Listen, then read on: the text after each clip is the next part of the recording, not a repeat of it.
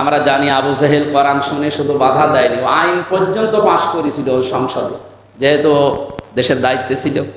ওরা একটা দেশের সংসদ ছিল, দারুন নদওয়া বলা হয়, সেখানে অলরেডি আইন পাশ করেছিল। ওয়াকাল আল্লাযীনা কাফারু লা তাসমাউ লিহাযাল কুরআন ওয়ালগাউ ফীহি লাআল্লাকুম তাগলিবুন।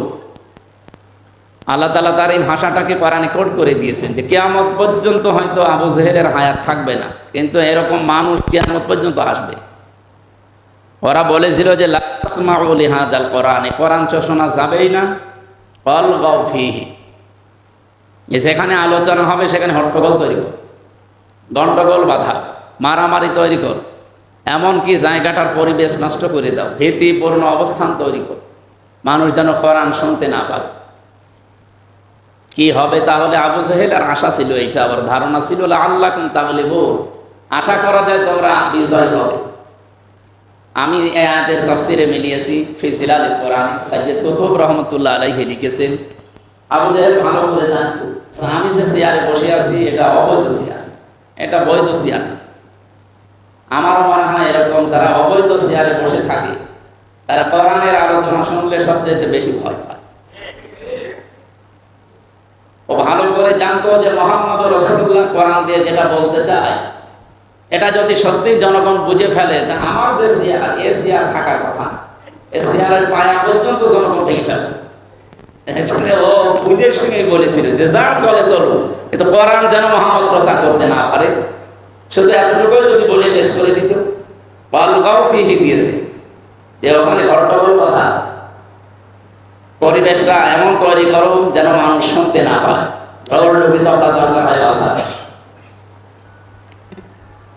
তা আমাদের মনে হয় কোরআনের শ্রোতা যে প্রথম নাম্বারের কথা বললাম, এই শ্রোতা অন্তত এখানে নেই, আছে নেই। 2 নম্বরে কোরআনের শ্রোতা ছিল তারা যারা কোরআন বিশ্বাস করতো এবং শুনতেও আসতো। আল্লাহ পাক বলেন, ওয়াইদা কিলা লাহুম তাআলাউ ইলা মা আনজালাল্লাহু ওয়া ইলার রাসূলি রাআইতাল মুনাফিকিনা ইয়াসুদ্দুনা আনকা সুদুদা। সূরা নিসার ভেতরে এসেছে 61 নম্বর আয়াতে, হে নবী আপনি যখন তাদেরকে বলবেন আসো আল্লাহর কোরআনের দিকে, আমার আদর্শের দিকে আসো, তখন আপনি দেখবেন যারা মুনাফিক, মনের ভেতরে যাদের দুর্বিসন্ধি আছে, এই মানুষগুলো শুনতেও আসবে, বিশ্বাসও করবে। তো যখন দেখবে যে না, এগুলো তো আমাদের প্র্যাকটিক্যাল লাইফের সাথে মিলছে না, আমি যা চলি সেই চলার গতি মন্থর করে দেবে, ও তখন আস্তে করে পেছন দিক থেকে কেটে পড়বে। এইরকম শ্রোতা মনে হয় এখানে আছে 2-1টা। এখন আপনি দেখেন যে মানে ভালো লাগছে না এই বলে চলে যায় কে? আমার মনে হয় এখন আর কেউ যাবে না, যদি যায় তাহলে সে কি মুনাফিক না। জরুরি যদি হয় আপনার এমনি প্রাকৃতিক যে প্রয়োজনগুলো আছে এগুলো, অথবা অনেকের বিভিন্ন কাজ জরুরি যদি থাকে, এমনকি বিভিন্ন মানুষের আবার নেশা থাকে, মানে বিড়ি না খাইলে ওরে আপনি বাঁচাতে পারবেন এইরকম কোনো মুসল্লি যদি থাকে, তো অন্তত বিড়ি খেয়ে আবার চলে আসবেন তো, চলে আসবেন, একেবারে চলে যেন না, 2 টান মেরে আবার চলে আসবেন। অনেকে এই কথা বলে বিভিন্ন আলোচনায় গেলে, বলে হুজুর আমার খুব জরুরি, কি বাংলায় তো বলতে পারে না, ঠিক আছে যা কাজ করি আবার চলে আসবে। মুনাফিকদের আচরণ হচ্ছে ওরা কোরআন শুনতেও আসে, বিশ্বাসও করে, কিন্তু যখন দেখে যে না এগুলো তো আমার সাথে মিলছে না, কারণ আমি যে সমাজনীতি করি তার সাথে কোরআনের মিল নেই, আমি যে রাজনীতি করি কোরআনের সাথে তার মিল নেই, আমি যে অর্থনীতি চালাই এর সাথে কোরআনের মিল নেই, তখন আস্তে করে ও পেছন দিক থেকে কেটে পড়ে। আল্লাহ বলেন এগুলো মুনাফিক। 3 নম্বরে কোরআনের শ্রোতা কারা? সূরা আনফালের ভেতরে এসেছে, আল্লাহ পাক বলেন ইন্নামাল মুমিনুনা আল্লাযীনা ইযা যুকিরাল্লাহু ওয়াজিলাত কুলুবুহুম ওয়া ইযা তুলিয়াত আলাইহিম আয়াতুহু যাদাতুহুম ঈমানা ওয়া আলা রাব্বিহিম ইয়াতাওয়াক্কালুন। আমি আল্লাহর দৃষ্টিতে মুমিন তো তারা যাদের সামনে আমার নাম উচ্চারণ হলে ওদের অন্তরাত্মা কেঁপে ওঠে। ওয়াজিলাত কুলুবুহুমের ব্যাখ্যায় আমি পেয়েছি মানুষের বাম স্তনের 2 আঙ্গুল নিচে একটা গোস্তের টুকরা আছে, এটা কাঁপ ধরবে। 2 নম্বরে আপনার পশমগুলো খাড়া হয়ে যাবে। 3 নম্বরে মনের ভেতর একটা অনির্বচন শোক আপনি পাবেন। কি বললাম? একটা অনির্বচন সুখ আপনি পাবেন, এটা কিনতে পাওয়া যায় না। এটা আল্লাহ পাক শুধু বান্দাকে দান করেন, যে মানুষগুলোর অন্তরাত্মা আল্লাহর কথা শুনলে কেঁপে ওঠে। ওয়াইদা তুলিয়াত আলাইহিম আয়াতুহু যাদাতহুম ঈমানা, তাদের সামনে আল্লাহর আয়াত যখন তেলাওয়াত করা হয়, ব্যাখ্যা করা হয়, তাদের ঈমান যা ছিল ওটা আরো বেড়ে যায়। কোরআনে কারিমে সূরা মায়েদার 83 নম্বর আয়াতে এটা পেয়েছি আমি। ওয়াইদা সামিউ মা উনজিলা ইলার রাসূলি তারা আয়ুনাহুম তাফিদু মিনাদ দাম'i মিম্মা আরাফু মিনাল হক। হে নবী, আপনি যখন তেলাওয়াত করবেন, যারা আপনার কণ্ঠে কোরআন শুনবে, ওরা যখন দেখবে এই বিষয়গুলো উপলব্ধি করতে পারবে, আপনি দেখবেন ওদের চোখ বেয়ে বেয়ে অটোমেটিক পানি পড়ছে। এজন্য কোরআনের আলোচনায় সবার চোখে পানি আসবে না, এটা আপনার উপলব্ধি করার মতো যোগ্যতা থাকা লাগবে। এই কোরআনে কারিম নবীজি আবু জেহেলের সামনেও পড়েছিলেন, আবু বকরের সামনেও পড়েছিলেন। আবু জেহেল কোরআন শুনে কি তার ঈমান বেড়েছে? কি বেড়েছে? শয়তানি বেড়েছে। ও যা শয়তান ছিল, ওর শয়তানি আরো বেড়ে গেছে। আর এক আবু, তার নামও আবু আছে, আবু বকর, ওনার কোরআন শোনার পরে শয়তানি বাড়ে নাই, ওনার ঈমান যা ছিল আরো বেড়ে গেছে। উনি একদিন মসজিদে অসময়ে শিশুর মতো কাঁদছিলেন। নবীজি আসলেন, ডাক দিয়ে বললেন যে এ সময় মসজিদে কান্নাকাটি করো, তাও বাচ্চার মতো কাঁদতেছে। হযরতে আবু বকর বলেন, হে নবী, আপনি বলেন তো সত্যি কি আল্লাহ আমাকে মাফ করে দিয়েছে? আমি কি জান্নাত আসলেই পাবো? অথচ জান্নাতের গ্যারান্টি জিন্দা অবস্থায় তিনি পেয়েছেন। ওই সময় কোরআনে কারিমের আয়াত নাজিল হয় সূরা রহমান থেকে, ওয়ালিমান খাফা মাকামা রাব্বিহি জান্নাতান। আল্লাহর এই ভয়ে যে মানুষগুলো, আল্লাহ আবু বকরের জন্য একটা না 2টা জান্নাত বরাদ্দ দিয়েছে। আমরা যদি জান্নাত একটা পাই, তিনি 2টা পাবেন। ওয়ালা রাব্বিহিম ইয়াতাওয়াক্কালুন। আর বাড়ি যাওয়ার আগে এই মানুষগুলো সিদ্ধান্ত নিয়ে যায় যে এখন থেকে যদি ভরসা করি, শুধুমাত্র আল্লাহর উপরে করব। কোরআনের যে 3 প্রকার শ্রোতার নাম বললাম, আমরা কোন প্রকারে আছি আপনি নিজেই বলেন। হয়তো কোরআনের আলোচনা শুনলে আপনি কি বিরোধিতা করেন, বাধা দেন, আপনার কি রাগ হয়? 2 নম্বরে আপনার ভালো লাগছে না বলে কি আপনি চলে যান? 3 নম্বরে যখন আপনি কোরআন শোনেন, যা ছিল ঈমান আরো বেড়ে যাচ্ছে, ভরসা আসতেছে, আমার তাওয়াক্কুল আসতেছে আল্লাহর উপরে। আল্লাহ যেন আমাদের এই 3য় প্রকার যে শ্রোতা, এই পয়েন্টে আমাদের কবুল করে। দরুদ সালাম পাঠ করছি আমাদের নবী মুহাম্মদুর রাসূলুল্লাহ সাল্লাল্লাহু আলাইহি ওয়াসাল্লামের প্রতি। বিশ্ব নবীকে পড়া কোরআনে আল্লাহ 7টা নামে ডাক দিয়েছেন প্রধানত। তার ভেতরে অন্যতম নাম হচ্ছে ইয়াসিন। এখানে তাফসিরে কাবীরের ভেতরে এসেছে ইয়া মানে হে, সিন মানে ইনসান, এটা প্রথম। আরো 5টা আছে। তিনি সিন মানে সাজ্জাদ লিখেছেন, কেউ লিখেছে এই সিন মানে সাজ্জাদের অর্থ আবার 5টা। প্রথমে সিন মানে সাজ্জাদ, সিন মানে ইনসান বুঝিয়েছেন মুফাসসিরিন ইকরাম। কেউ কেউ জানিয়েছেন সিন মানে সাজ্জাদুল আলামিন, সিন মানে সাজ্জাদুল বাশার, সিন মানে সাজ্জাদুল কাউনাইন, সিন মানে সাজ্জাদুল আম্বিয়া, সিন মানে সাজ্জাদুল মুরসাল। আমার ভাষা বোঝা যাচ্ছে না? আল্লাহর ঘোষণা দেওয়া নেতা এই পৃথিবীতে কেবলমাত্র, শুধুমাত্র, একমাত্র এই একজন। কে? আল্লাহ নিজে ডাকে নেতা বলে ডাক দিয়েছেন, হে নেতা। ইয়াসিন মানে হে নেতা। যেহেতু সিন শব্দের 5টা অর্থ বললাম, আমি 1-1.5 মিনিটের ভেতরে বাস্তবতা একটু বোঝাই। সিন মানে সাজ্জাদুল আলামিন, আলম দেননি। আলামিন মানে এরকম জগৎ যত আছে আল্লাহ, ওই সমস্ত জগতেও যদি আল্লাহর কোনো সৃষ্টি থাকে, যদি আপনি ওই জগতে গিয়েও বাস করেন, তাহলে ওখানেও আপনাকে মুহাম্মদ রাসূলুল্লাহর নেতৃত্ব মানা লাগবে। অন্য কারো আদর্শ নেতৃত্ব মেনে নিলে আপনি জাহান্নামে যাবেন। এখন যদি বলেন আমি তো এই পৃথিবীতে থাকি না, আমি থাকি মঙ্গল গ্রহে, তো ওই জগৎ কার? এখানে আলম দেয় না, আলামিন। আমার প্রথম শব্দই ছিল এটা, আলহামদুলিল্লাহি রাব্বিল আলামিন। কেউ যদি বলে আমি বাংলাদেশে থাকি না, আমি থাকি ভারতে, তো ও দেশ কার? এমনকি এই পৃথিবীতে আমি নেই, আমি চাঁদের দেশে থাকি, ওই জগৎ কার? যত জগৎ আল্লাহ বানিয়েছে ওখানে যদি আপনি বাস করেন, ওখানেও আপনাকে মুহাম্মদ রাসূলুল্লাহর নেতৃত্ব মানা লাগবে। অন্য কাউকে মানবেন, আপনার জন্য আমরা যতই বিসমিল্লাহি ওয়া আলা মিল্লাতি রাসূলিল্লাহ পড়ি, এটা কিচ্ছু হবে না। কারণ আপনি আল্লাহর নামেও নেই, রাসূলুল্লাহর দলেও নেই। আমি আশা করছি কথাটা শক্ত হয়ে গেলেও আপনার বিবেকে ধাক্কা দেবে যে আসলে আমার নেতৃত্ব মানা দরকার কাকে। 2 নম্বরে সাজ্জাদুল বাশার, বাশার মানে মানুষ। মানুষ পদবাচ্যে যদি আপনি বিবেচিত হন যে আমি মানুষ, তাহলে মুহাম্মদ রাসূলুল্লাহর বিকল্প আর কাউকে মানা জায়েজ নেই। আপনি যদি মানুষ না হয়ে অন্য কিছু দাবি করেন যে আমি মানুষ না, আমি কি, আমি গরু ছাগল, তাহলে আপনি অন্য কাউকে মানতে পারেন।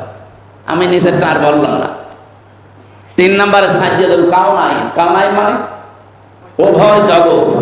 শুধুমাত্র এই জগতে না, আরেকটা জগৎ আসতেছে, ওই জগতেও আপনাকে মুহাম্মদ রাসূলুল্লাহকে মানা লাগবে। তিনি হবেন আপনার কান্ডারি। এমনকি অনেকে বলে হুজুর মাটির নিচের ওয়াজ করতে পারেন না, মাটির উপরের ওয়াজ করা কি দরকার? তো মাটির নিচে তো ঝামেলা বেশি। মাটির নিচে প্রথম ওয়াজ যদি শুরু করেন মার রব্বুকা অমা দীনুকা অমান নাবিয়্যুকা, 3টা প্রশ্নই কিন্তু রাজনৈতিক প্রশ্ন। আমরা যারা রাজনীতি দেখতে পারি না, ঘৃণা করি, অপছন্দ করি, দুনিয়ার কাজ মনে করি, কবরে যান 3টা প্রশ্ন, 3টাই রাজনৈতিক প্রশ্ন। মার রব্বুকা, তোমার রব কে? প্রথম নাম্বারে প্রশ্ন আসবে না? আপনি যদি বলেন রব্বি আল্লাহ, একবারে বলে দিলেই হবে? ফেরেশতারা আপনার চাইতে চালাক বেশি। ও বলবে যে মার রব্বুকা রব্বি আল্লাহ যে বলে ফেললেন, রব মানে কি? আমি রবের 19টা অর্থ পেয়েছি, প্রধান অর্থ 5টা। 1 নম্বরে রব মানে লালন পালনকারী, তারবিয়াতু শাইই ইলা কামালিহি শাইআন ফাশাইআন, নেই থেকে আস্তে আস্তে পূর্ণতায় যিনি পৌঁছিয়ে দেন তার নাম রব। আমি এখানে বসে আছি, আমার এখন 33 বছর বয়স। বলেন তো 33 বছর আগে এখানে আমার বসার কোনো কল্পনা ছিল? আমার নামগন্ধ ছিল, আমার বাবা মা বিছানায় ছিল, শুধু এতটুকুই তাদের দায়িত্ব শেষ। বাকি যা করার ওই বীর্যটা নিয়ে পর্যন্ত দায়িত্ব পালন করেছে কে? এখানে আর কারো হাত আছে? কোনো ডাক্তারের হাত আছে? আপনি বলেন এই যে নেই থেকে আস্তে আস্তে যিনি পূর্ণতায় আমাকে পৌঁছিয়ে দিতে পারেন তিনি আমার রব। প্রথম নম্বর অর্থ এইটা। 2 নম্বরে রব মানে আইনদাতা। আপনার কাছে শুনতে খারাপ লাগলেও এইটাই বাস্তবতা। রব মানে কি? আরো জোরে বলেন, আইনদাতা। এই জন্য আল্লাহর একটা নাম আছে হাকিম। হাকিম মানে কি? বিচারক। উনি আইন বানাতে পারে। আল্লাহ বাদে আইন বানানোর ক্ষমতা পৃথিবীতে কারো নেই। কেউ যদি মনে করে যে না আমার বাবা হালকা পাতলা পারে, তাহলে সূরা আলে ইমরানের 154 নম্বর আয়াতের এই মাঝের অংশ আপনাকে কেটে বাদ দেওয়া লাগবে। ওই জামানায় মানুষেরা জিজ্ঞাসা করতো ইয়াকুলুনা হাল্লানা মিনাল আমরি মিন শাইইন কুল ইন্নাল আমরা কুল্লাহু লিল্লাহ। হে নবী, ওরা যদি আপনাকে জিজ্ঞাসা করে যে আইন কানুন বানানোর কোনো ক্ষমতা, কোনো অধিকার কি আল্লাহ আমাদেরকে দিয়েছে, আপনি স্পষ্ট বলেন কুল ইন্নাল আমরা কুল্লাহু লিল্লাহ। আইন বানানোর কোনো ক্ষমতা পৃথিবীর কারণে, এটা একমাত্র পারে কে? বলেন বলেন। একামতে দিনের দায়িত্ব এই দেশে যারা পালন করে তারা এইটাই চায়। আল্লাহর কসম, এই মসজিদে বসে বলছি, তারা এইটাই চায় যে জমিন আল্লাহর, এখানে আইন কোনো বাবার, কোনো স্বামীর, কোনো চাচার, কোনো খালুর চলবে না। আলা আলাহুল খালকু ওয়াল আমর, যিনি বানিয়েছে সিদ্ধান্ত চলবে তার। এইটার বিরুদ্ধে যদি কেউ অবস্থান নেন, এই আয়াত কেটে বাদ দিতে পারবেন আপনি? কিন্তু এর পক্ষে কথা বললে আপনারা বিভিন্ন নাম যে দিয়ে দেন যে আমরা ধর্ম ব্যবসায়ী, আমরা রাজনীতি করি দুনিয়ায়, আমরা পথভ্রষ্ট হয়ে গেছি, আমরা ক্ষমতা লোভী। আমার মনে হয় নবী এখন বেঁচে থাকলে আপনি নবীকেও এরকম কথাই বলতেন। বিশ্বনবী যে রাষ্ট্রপতি ছিলেন এ বিষয়ে কারো মতপার্থক্য আছে? সন্দেহ আছে? উনি 10 বছর একাধারে রাষ্ট্র চালিয়েছিলেন। কয় বছর? উনি রাজনীতি না করলে আন্দাজে রাষ্ট্রপতি হলেন কি করে? আমরা একটা হাদিস মাঝে মাঝে শুনি বিভিন্ন মসজিদে। হাদিস হচ্ছে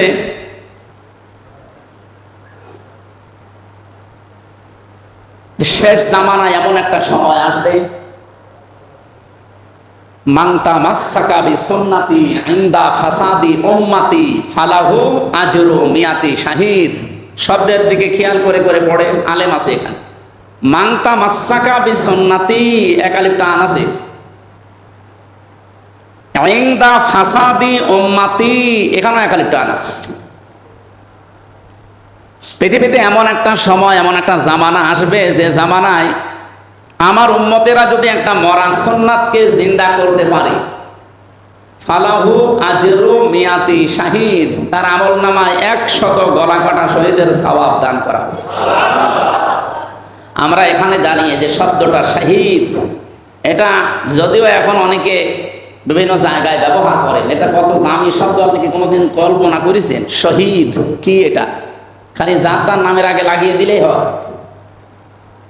আমি একবার ব্রাহ্মণবাড়িয়া থেকে আসছি, আমার সিলেটে মাহফিল ছিল, আমার কুমিল্লায় যাওয়া লাগবে। ব্রাহ্মণবাড়িয়ার ওই যে বিশ্ব রোড, ওখান থেকে যাওয়ার সময় দেখি বিশ্ব রোডের পাশে একটা কবর, ওখানে একটা সাইনবোর্ড লাগানো, কবর আছে কিনা জানি না, সাইনবোর্ডে লেখা আছে শহীদ শ্রী ধীরেন্দ্রনাথ দত্ত। আমি নাম শুনেই মনে করলাম যে ও শহীদ যে কয় নাম্বার, ও মনে হয় সাদার টাকা ভাগাভাগি করতে গিয়ে মরে গেছে শহীদ। আগস্টের 5 তারিখের পর থেকে 112 জনের উপরে যে মরে গেল বিভিন্ন কারণে, এদের নামে আপনি দেখবেন বিভিন্ন জায়গায় অনেকে শহীদ বলে। এরা কি একটাও দেশের জন্য মরেছে? আগস্টের 5 তারিখের আগে বা 5 তারিখ থেকে এই জুন মাসের 28 তারিখ পর্যন্ত 112 জন মারা গেছে। হয় সাদার টাকা ভাগাভাগি করতে গিয়ে মরে গেছে, অথবা দলীয় কোন দলে মরে গেছে। বলেন এটাকে আপনি যদি শহীদ লাগিয়ে দেন, এ তামাশা করা হবে না? আপনি জানেন শহীদ কি? আল্লাহ রাব্বুল আলামিন কোরআনে কারিমে সূরা বাকারা 154 নম্বর আয়াতে একেবারে দ্ব্যর্থহীন কণ্ঠে ঘোষণা দিয়েছেন, ওয়ালা তাকুলু লিমা ইউকতালু ফি সাবিলিল্লাহি আমওয়াত বাল আহইয়াউ ওয়ালাকিন লা তাশউরুন। তুমি একা না, ওয়ালা তাকুলু, এটা বহু বচন, তোমরা কেউ এই কথা বলবা না যে যারা শহীদ হয়েছে তারা মরে গেছে, না, বাল আহইয়াউ, বরং তারা জীবিত। তোমরা টের পাও না। তাই এতটুকু আল্লাহ যদি বলতেন তাহলে আমাদের মুখের উপরে নোটিশ দেওয়া হতো, যে তাদের মুখের উপরে নোটিশ করলাম এই কথা বলবি না যে যারা শহীদ তারা মরে যায় না।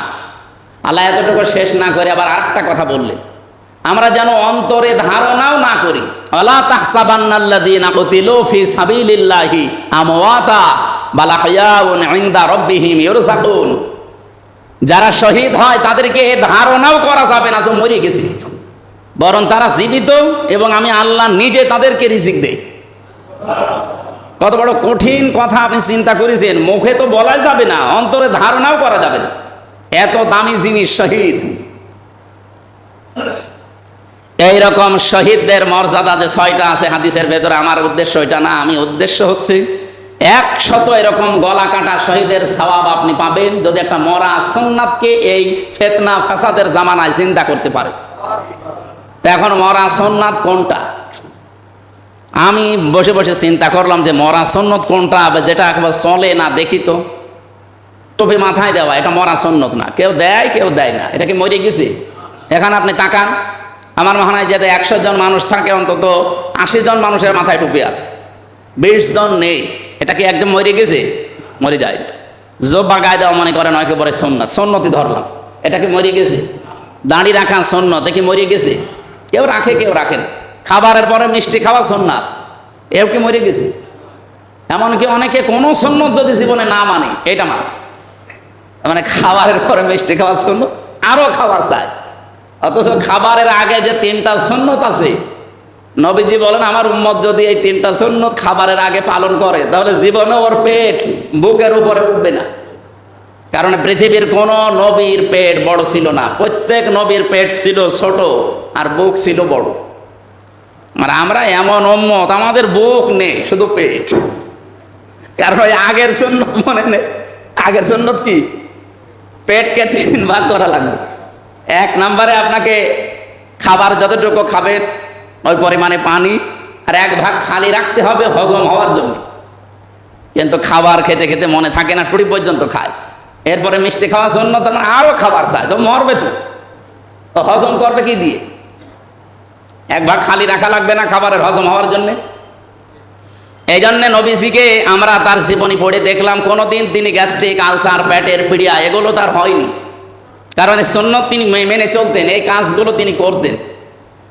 তা আমরাও দেখি যে খাবারের পরে মিষ্টি খাওয়া, এটাও মরে যায়নি, এটাও আছে। কেউ মানে কেউ মানে না, মরে গেছে কোনটা বলে? বিশ্বনবী নিজে এই পৃথিবীতে 10 বছর কোরআন দিয়ে রাষ্ট্র চালিয়েছিলেন। এই সুন্নাত বাংলাদেশে 54 বছরে পালন হয়েছে। এটা কি আছে না মরে গেছে? তো এই সুন্নাত জিন্দা করা লাগবে না? এটা ফেরেশতারা করবে? তো এই কথাই তো বলি যে এই সুন্নাতটা মরে গেছে, এই সুন্নাত পালন করা দরকার আমাদের। সত্যি করে বলেন, এই 54 বছরে এই সুন্নাত আমরা 1 বছরও পালন করতে পেরেছি? পারি না। আজকে একটা জানাজা ছিল কোন জায়গায় জানো, কুমারগাড়া। তো ওখানে আমার একটা আয়াত পড়েছিলাম, অবুদ রব্বাকা হাত্তা ইয়াতিয়াকাল ইয়াকিন। আল্লাহ তাআলা বলেন ইবাদত করবা ওই দিন পর্যন্ত যতদিন তোমার কাছে ইয়াকিন না আসে। ইয়াকিন মানে মৃত্যু। মৃত্যু যতদিন না আসে ইবাদত করা লাগবে ওই পর্যন্ত। ইবাদত মৃত্যুর পরে আর নেই। একটা মানুষ যতক্ষণ না মরে তার ইবাদত বন্ধ আছে? মরে গেলে তার ইবাদত আছে? মরে গেলে ইবাদত আছে কাদের? জীবিত মানুষদের। ও মরে গেছে, ওর ইবাদত শেষ। আমরা যারা জীবিত আছি ওর যে দায়িত্বগুলো আছে, তাকে ধোয়ানো, কাফন দাফন করানো, জানাজা দেওয়া, মাটিতে দেওয়া, এগুলো যদি আমরা না করি আমাদের গুনাহ হবে। কিন্তু ও মরে গেছে, ওর আর ইবাদত আছে? ও যদি বলে যে আমি মরে গেলাম, আমার কবরে কেউ দিল না, আমার গুনাহ হবে, ওর গুনাহ হবে না। গুনাহ কাদের?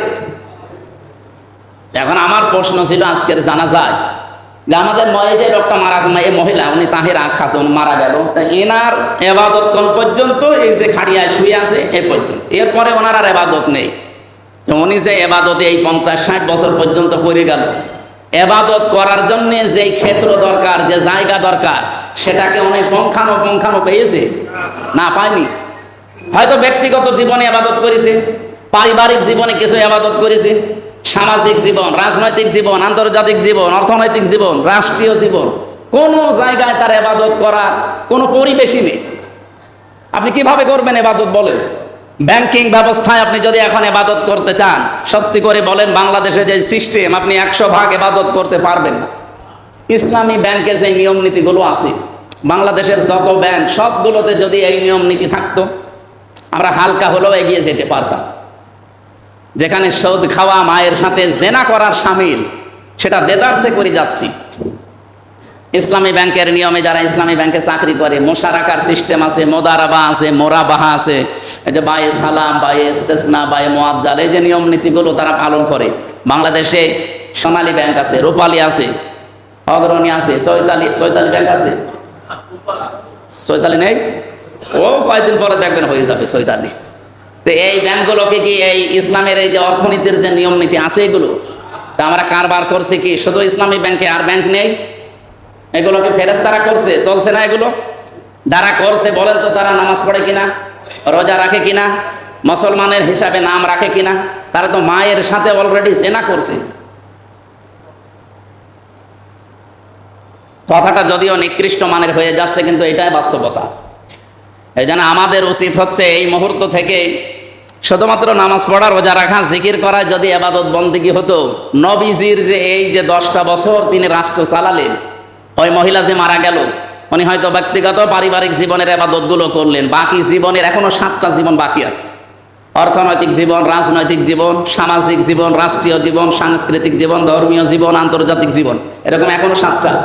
উনি তো জীবনের কোনো ক্ষেত্রে আর ইসলামকেই মানতে পারেন না, অন্তত এই দেশে। তো উনি এখন মারা গেল, কি জবাব দেবে কবরে? যেই বলবে যে রব্বি আল্লাহ, আমার রব আল্লাহ, ফেরেশতারা অত কি একেবারে ওরা জিজ্ঞাসা করবে না রব্বি আল্লাহ বলে দিলে আর ছেড়ে দেবো না? তোমার দেশে যেখানে বাস করতে রবের কয়টা আইন ছিল বলো? কোরআনে রবের আইন ছিল কয়টা বলেন তো? শরীয়তের আইন 500।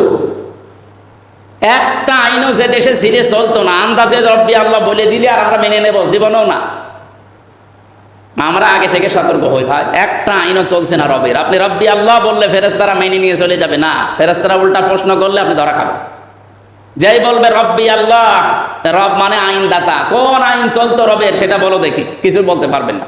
2 নাম্বারটা তো আরো কঠিন, মা দিন ওকা, তোমার দিন কি? দিন মানে শুধু ধর্ম না, দিন মানে জীবন ব্যবস্থা। জীবন কিভাবে চলবে, একেবারে টয়লেট থেকে শুরু করে সংসদ পর্যন্ত সবগুলো দিনের ভেতরে আছে। এই জন্য একজন মানুষ যখন টয়লেটে প্রবেশ করে, বাম পা দিয়ে প্রবেশ করে আল্লাহুম্মা ইন্নী আউযু বিকা মিনাল খুবুসি ওয়াল খাবাইস, এটা বলে 8-10 মিনিট টয়লেটে বসে আছে। এখান থেকে যখন ডান পা দিয়ে বের হবে গোফরানাক, এই শব্দটা বলতে বলতে 8-10 মিনিট কেটে গেল। এই পুরাটাই ইবাদত। এখন যদি বলে টয়লেট করাও যদি এবাদত হয়, আর কি বাকি আছে? আর কিছু বাকি নেই। এমনকি স্ত্রী ব্যবহার করাও এবাদত, যদি নিজেরটা হয়। অনেকে আবার অন্যেরটা করেও মনে কাছে এবাদত না। নবীজি বলেন আমার কাছে তিনটা জিনিস ভালো লাগতো। এক নম্বরে সুগন্ধি, নামাজ, আর আমার নিজের স্ত্রী। এখানে ইমরাতি একালি টান আছে। আমার নিজের স্ত্রী আমার কাছে ভালো লাগতো। বলেন তো, আমরা উম্মত হিসাবে বুকে হাত দিয়ে বলেন তো, সত্যি করে বলবে, স্ত্রী ভালো লাগে আমাদের কাছে, তো নিজেরটা ছাড়া অন্যেরটা বেশি। যদিও আমাদের এইখানে যারা আছে এদের ভেতরে স্বভাব নেই, অনেকের ভেতরে স্বভাব দেশে আছে না, নিজের বউ ভালো লাগে না, অন্যেরটা দেখলেই যেন ভালো লাগে। এটা একটা রোগ। এটা কি? এই রোগের একটা চিকিৎসা আছে। এই রোগে কি রোগী এখানে আছে যে নিজের বউ ভালো লাগে না, অন্যেরটা দেখলেই কেমন যেন মনের ভেতরে আনন্দ লাগে। এরকম রোগী কেউ হাত তোলেন তো দেখি। না, আছে, আমি জানি, আপনি হাসলে হবে না, এখানে ওইরকম রোগী আছে। এই রোগের ঔষধও আছে। এই রোগের ঔষধ কি? সূরা নূরের 30 নম্বর 31 নম্বর আয়াতে আছে এই রোগের যে ঔষধ আল্লাহ 1500 বছর আগে দিয়েছে। আপনি বাড়ি যেয়ে, আমার তো উদ্দেশ্য ওইটা না, আপনি বাড়ি যেয়ে মিলিয়ে দেখবেন, তাহলে নিজেকে কন্ট্রোল করতে পারবেন। কারণ শয়তান তো বসে নেই, ও চেষ্টা চালাচ্ছে। অন্যের স্ত্রী আপনার কাছে ভালো লাগে, ওর ভেতরে যা আছে নিজের স্ত্রীর ভেতরে কি কম কিছু আছে? বলেন বলেন। সুতরাং স্যার নূর 18 নম্বর পারা 12 নম্বর পৃষ্ঠা 7 নম্বর লাইনে আছে 30-31 নম্বর আয়াত। এগুলো বাড়ি যেয়ে একেবারে যে কোনো তাফসিরের সাথে মিলিয়ে দেখবেন, দুইটা বিষয় ওখানে ঔষধ দেওয়া আছে। আল্লাহ যেন আমাদেরকে সবাইকে পবিত্র রাখেন এই জায়গায়, বলেন আমিন। নিজের স্ত্রী ব্যবহার করা যদি সাদগা হয়, এবাদত হয়, টয়লেটে 8-10 মিনিট এটা যদি এবাদত হয়, তাহলে পৃথিবীতে আর কোন কাজ বাকি আছে যেটা এবাদত না, যেটা দিনের ভেতরে পড়ে না? বলেন, এগুলো দিনের ভেতরে। এই যে টয়লেট করা, স্ত্রী ব্যবহার করা, এগুলো কিসের কাজ? দিনের ভেতরে, ইসলামের ভেতরে এই কাজ। তাহলে রাষ্ট্র চালানোর মতো, সমাজ চালানোর মতো, অর্থনীতি চালানোর মতো এত বড় বড় কাজ আপনার ইবাদতই মনে হয় না, মনে হয় তো দুনিয়ার কাজ। কে বলেছে আপনাকে? আপনি কবরে যেয়ে বলতে পারবেন কি আমি জানি না, এই জন্য ঠিক করে যান। 3 নম্বরে এটা তো আরো কঠিন। নবীজিকে দেখিয়ে বলা হবে মানহাজার রজুল, এই লোকটা কে ছিল? আপনি যদি সত্যিই তার আদর্শ মেনে চলতে পারেন, ও যে সাজ্জেদুল বাশার, সেন মানে সাজ্জেদুল বাশার, বাশার মানে মানুষ। 3 নম্বরে সাজ্জেদুল কাউনাইন, কাউনাইন মানে উভয় জগতে তাকে আপনি আদর্শ হিসাবে মেনে চলবেন।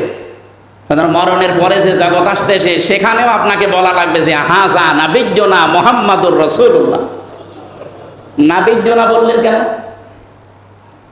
হাজা মুহাম্মদ সাল্লাল্লাহু আলাইহি সাল্লাম বলতে পারতেন, হাজা নাবিয়্যুনা বলবেন কেন? নাবি মানে কি? নাবা শব্দ থেকে এসেছে এটা। নাবা শব্দের বাংলা অর্থ হচ্ছে সংবাদ। নাবা শব্দের আধুনিক অর্থ হচ্ছে ব্রেকিং নিউজ। আজকে বাংলাদেশের ব্রেকিং নিউজ কি বলেন তো দেখি, কেমন খবর রাখেন দেখি। চরমনার বীরের যে মহাসমাবেশ চলছে, এখানে যতগুলো মানুষ বক্তব্য দিয়েছে, সবচাইতে ফোকাস আকারে ব্রেকিং নিউজ হিসাবে আপনি টিভিতে দেখেন, এটা যাচ্ছে। বাংলাদেশ জামাত ইসলামের কেন্দ্রীয় সেক্রেটারি জেনারেল যিনি আছেন অধ্যাপক মিয়া গোলাম পরওয়ার 8 মিনিট বক্তব্য দিয়েছে, 8 মিনিট 12 সেকেন্ড, নড়িয়ে ফেলেছে আজকে। যদি এইটা ভাষা যদি কেউ না বোঝে, সামনে কিন্তু মুসিবত নেমে আসবে। কারণ ওনার এক কথা 100 কথার সমান। উনি তো নিজের থেকে কথা বলছে না, কথা ওনাকে বলানো হচ্ছে। আপনি আজকে থেকে খুব বেশি 3 দিন আগের একটা জরিপ আছে, বাংলাদেশে এখন 7,75,00,000-এর উপরে মানুষ এই দেশে অ্যাক্টিভ ভাবে চাচ্ছে যে ইসলাম এই বাংলাদেশে কায়েম হোক। অথচ আগস্টের 5 তারিখের আগেও মাত্র 100 জনের 15 জন বলতো যে ইসলাম এই দেশে কায়েম হোক, মাত্র 15 জন। আর এই 11 মাসের জরিপ হচ্ছে এখন, তাও জরিপটা দিয়েছে খ্রিস্টানরা, মাইক্রোসফট, খ্রিস্টানরা চালায় এটা। 257টা দেশ আছে তামাম দুনিয়ায়, সব দেশের উপরে তাদের নজরদারি আছে। বাংলাদেশ নিয়ে তারা একটা রিপোর্ট দিয়েছে যে 11 মাসে, মাত্র 3 দিন আগে, এখন 100 জনের 77 জন মানুষ বলছে যে আমরা এই দেশে ইসলাম চাই। বাকি আছে কয়জন? বাকি আছে কয়জন বলো তো? 23 জন। আমার মনে হয় যে হারে ইসলামে মানুষ আসতেছে, ইদা জা নাসরুল্লাহি ওয়াল ফাত ওয়া রাআইতান নাসা ইয়াদখুলুনা ফি দীনিল্লাহি আফওয়াজা। হে নবী, আল্লাহর সাহায্য যখন আসবে, আপনি তখন বিজয় দেখতে পাবেন। আল্লাহর সাহায্য না আসলে আপনি আগস্টের 5 তারিখে বিজয় পেতেন না। পৃথিবীর ইতিহাস পাল্টিয়ে দিয়েছে তারা। আমার যতটুকু যতটুকু পৃথিবী সম্পর্কে পড়াশোনা করা আছে, আমি আজ পর্যন্ত শুনি না যে পৃথিবীতে একবারে কোনো দেশে যারা দায়িত্বে আছে সব পালিয়ে যায়। কিন্তু এবার আমরা নিজেরা দেখলাম, 510 বছর আগে একবার পালিয়েছিল লক্ষণ সেন, কিন্তু সবাইকে নিয়ে না, সে পেছন দরজা দিয়ে একা একা। আর ইনি এমন পালিয়েছে, সাথে আর কেউ নেই, যা ছিল আন্ডা বাচ্চা সব নিয়ে চলে গেছে, পৃথিবীর ইতিহাস পাল্টিয়ে ফেলেছে। তা আমার এখান থেকে একটা বিষয় মনে আসতেছে, মাত্র 11 মাসে যেভাবে আল্লাহর কোরআনের এই আয়াতটা আমরা বাস্তব প্রতিফলন দেখলাম, রাআইতান নাসা ইয়াদখুলুনা ফি দীনিল্লাহি আফওয়াজা। আল্লাহ কিন্তু দাখলা দেননি, ইয়াদখুলুনা দিয়েছেন। এটা মজারে, বর্তমান, ভবিষ্যৎ, প্রেজেন্ট, ফিউচার। আপনি দেখতে পাবেন যখন আল্লাহর সাহায্য আসবে আর বিজয় এসে যাবে, তার 9টা লক্ষণ। কয়টা? এর প্রথম লক্ষণ হচ্ছে ওয়ারাইতান নাসা ইয়াদখুলুনা ফি দীনিল্লাহ। দলে দলে পালে পালে মানুষ দেখবেন আল্লাহর ইসলামে প্রবেশ করছে। আমি 11 মাসে প্রায় 27টার উপরে হিন্দুই মুসলমান বানিয়েছি, আর বাকি কত মানুষ মুসলমান তো আরো মুসলমান হয়ে গেছে। তারও আমার মতো হাজার হাজার লক্ষ লক্ষ হামজা কাজ করতেছে সারা বাংলাদেশে, দিনের জন্য, ইসলামের জন্য খেদমত করছে, তাদের হাতেও আসতেছে। কত মানুষ নিজের বিবেকের তাড়নায় চলে আসতেছে। কিছুদিন আগে আমি এই যে যশোরে এক অধ্যাপক, বিসিএস ক্যাডার, ওনারে বললাম যে স্যার আপনার মুসলমান হওয়া লাগবে না, আপনাকে আমি শুধু আমার ধর্মের গ্রন্থ কোরআন শরীফ বাংলা আর ইংরেজি ভার্সনটা তুলে দিচ্ছি, মানে একটু বুঝে বুঝে পড়বেন, আপনার মুসলমান হওয়ার দরকার নেই। আপনি শুধু 3 মাস একটু ভালোভাবে পড়বেন, একটু বুঝে বুঝে, আপনি তো আরবি পারেন না, শুধু বাংলা আর ইংরেজি পড়েন, একটু ভালো করে বুঝে বুঝে পড়বেন। উনি 3 মাস পরে দেখি নিজেই মুসলমান হয়ে গেছে। আমি এরকম একটা তথ্য 18 সালে দিয়েছিলাম যে আমেরিকার প্রেসিডেন্ট, ওনার নাম হচ্ছে টনি বেলওয়ার, নাম শুনেছেন? ওনার এক শালিকা ছিল, ছোট শালিকা, লরেন বুথ। এই মহিলা ইরানের তেহরান বিমানবন্দরে এসেছিল ওই সময়। এসে উনি মুসলমানকে ডাক দিয়ে বলেছে, আমি মুসলমান হব না, কিন্তু আমি ইসলাম জানতে চাই, অথেন্টিক ইসলাম জানা যাবে কি পড়লে আপনি সেইটা দিন। মুসলমান তাকে কোরআন শরীফ, তাফসীর, হাদিস দিয়েছে। উনি 3 বছর একাধারে লেখাপড়া করার পরে বুঝে বুঝে পড়ে লাল দাগ দিয়েছে 53 জায়গায়। শেষ পর্যন্ত উনি মুসলমান হয়ে গেছেন। সাংবাদিকরা প্রশ্ন করেছে, আপনি একটা খ্রিস্টান, আপনি শিক্ষিতা মেয়ে, আপনি মুসলমান হয়ে যাচ্ছেন মানে? মুসলমানদেরকে তো উগ্র বলে মানুষ, সন্ত্রাসী বলে, জঙ্গি বলে। বলছে দেখেন, আমি ওনাদের চরিত্র দেখে মুসলমান হই। আমি কোরআন শরীফ 3 বছর বুঝে বুঝে পড়েছি, শেষ পর্যন্ত আমি লাল দাগও দিয়েছিলাম 53 জায়গায় আমার দৃষ্টিতে ভুল। কিন্তু যেখানে ভুল ধরে দেখে তার পরের আয়াত বা পরের সূরায় আল্লাহ ওই জবাব সে 1500 বছর আগেই দিয়ে দিয়েছে। শেষ পর্যন্ত আমার জীবনের ভুলই ধরা পড়ে গেল। আমি নিজেই এখন বাপ দাদার ধর্ম ছেড়ে মুসলমান হয়ে গেছি।